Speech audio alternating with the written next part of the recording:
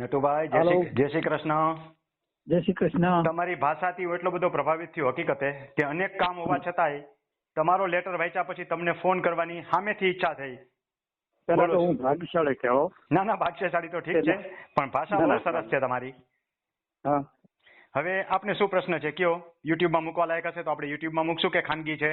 હા, હવે મારે છે ને એવું છે, મારે એક 1983 જમીન સંપાદન થયેલી. મારા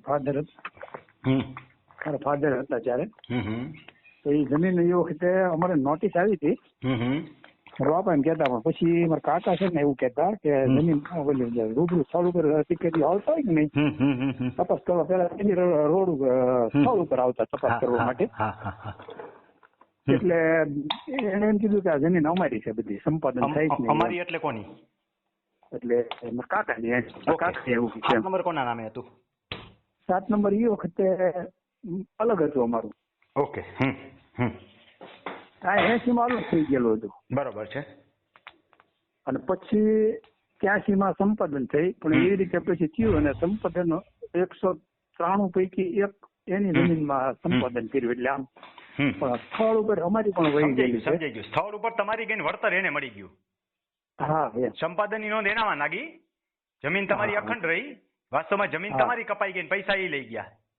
હા હા, બરોબર. મારે છે ને 3 જમીનમાં મેં તમારા વિડીયો જોઈને 1.5-2 વર્ષથી જોઉં છું. વિડીયો જોઈને અને બધું મેં ટોટલ મેં હાવ ક્લિયર કર્યું છે. હિસ્સા મામણી છે, કાગળ બધા ચોખ્ખા કરી લીધા ટૂંકમાં. બધા ખૂબ સરસ. હાલો, કોઈક તો ખૂબ અભિનંદન. નોંધ ઉમેરી, મૂળ નોંધ 3 જમીનમાં તો મૂળ નોંધ ઉમેરી હોતી જ નથી, ઘટતી જ હોય છે. હા, એટલે ઈ ઉમેરી 3માં. પછી 3 જમીનમાં હિસ્સા માપણી કરાવી છે. એક છે એટલે આની કરેલી છે. બરોબર છે. હિસ્સા માપણી પણ હવે આમાં જમીન કપાય કે ન કપાય અમારી એમ. જો હું તો એમ કઉ છું કે જમીન તમારી કાકાની જમીન કપાણી કોની? તમારા કાકાની, સમજી લો. પૈસા એને મળ્યા, કાકાની જમીન કપાઈ. તમારી જમીન તો અખંડ છે ને? વાસ્તવમાં ભલે કપાઈ ગઈ હોય, કાગળ ઉપર તો અખંડ છે ને? કાગળ ઉપર અખંડ. તો આપણે અખંડ રહેવા દેવાય.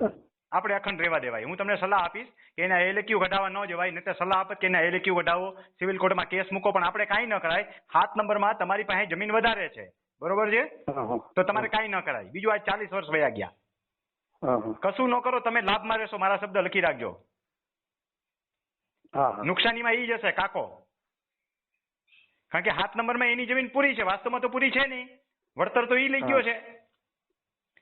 સમજાણું? અને તમારું તો 7 નંબર અખંડ છે, ખાલી સ્થળ ઉપર જમીન કઢે છે. ઘણી જટવાનો તમે કેસ કરી શકો, પણ એવું નથી કરવું આપણે. કાંઈ આમ રેવા દો, તમે નુકસાનીમાં નથી. ઘણી વખત એવું હોય છે કે ખોટું કરનાર છે ને એ પસ્તાય અને સાચું કરનારને ફાયદો હોય. એટલે હિસ્સા ન કરું. ના, કાંઈ ન કરો, આમ રેવા દો. અત્યારે કઈ ઇમરજન્સી છે? ના, ઇમરજન્સી નથી. એને કરવાની લાયક છે જગ્યા હાલમાં? એને કરવી પડે એવી છે? નગરમાં પ્લોટિંગ થાય એવું છે? બસ તો રેવા દો એમને, કાંઈ નથી કરવું આપણે. એને કરતી વખતે તમને એની સ્ટ્રેટેજી શીખવાડી, ત્યારે મળજો મને. એ ફાયદામાં રહેશો તમે. સરકારને દેવાની થાય ને, બળતું ઘર કરસાણ પર કરી દેવાનું થાય, ઘટતી જમીન. સમજ્યા? થઈ જાય. લાગી ગયું છે. એમાં ટીપી લાગી ગયું છે. બસ હું કામ ચિંતા કરો? ટીપી તમને ચોખ્ખો પ્લોટ દેશે. ટીપી આવે ને એટલે ટીપીમાં તમને એફપી તમારા 60-40 મુજબનો 60% એફપી મળી જાય તમને. સમજાણું? એટલે તમારે કાંઈ ચિંતા કરવાની છે. ટીપી આવે ત્યાં તો ઉલટાનું હું કહું છું કે જેની જમીન દબાતી હોય ચિંતા નહીં કરવાની. ટીપી આવે એટલે ઓટોમેટિક ચોખ્ખું થાય. કાકાની જમીન ઓછી મળશે, ઉલટાની કપાત એનામાંથી થઈ છે. એટલે ભગવાન હંમેશા છે ને, કૃષ્ણ સદાય સહાય હતે. સમજાણું? ભગવાન હંમેશા મદદ કરે.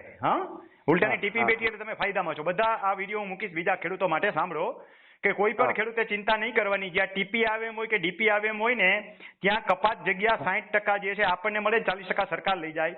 દબાતી જમીન હોય, આપણી બાજુ વડે દબાવી હોય ને, તો એ દબાણ જે ચિંતા કરવાની જરૂર નથી, આપણને ચોખ્ખો એફપી મળે. અને ઓટોમેટિક દબાણ સરકાર દ્વારા છૂટું થયું કે ભાઈ. આપણે એને કરાવવા જાય ને તો તકલીફ હોય. સરકાર જયારે ટીપી બેહાડી દે, ટીપી બે એમ છે ને, એમ કહો છો ને? બસ તો કોઈ ઉપાધિ ન કરો. ટીપી બે તો તમે લાભમાં રહેશો. ટીપી બેસે ત્યારે, ટીપી બેસો ત્યારે તમે લાભમાં રહેશો, તમને ચોખ્ખો એફપી મળશે. ટીપી નો એફપી કે મારામાં જ મળે છે? હા, તમારામાં જ મળે, તમારામાં જ મળે. હવે એફપી એમ જ આપે છે મોટા ભાગે. તો હિસ્સા ન કરાવું ને? ના, હિસ્સા ન કરાવો. ભલે રહ્યું એમને.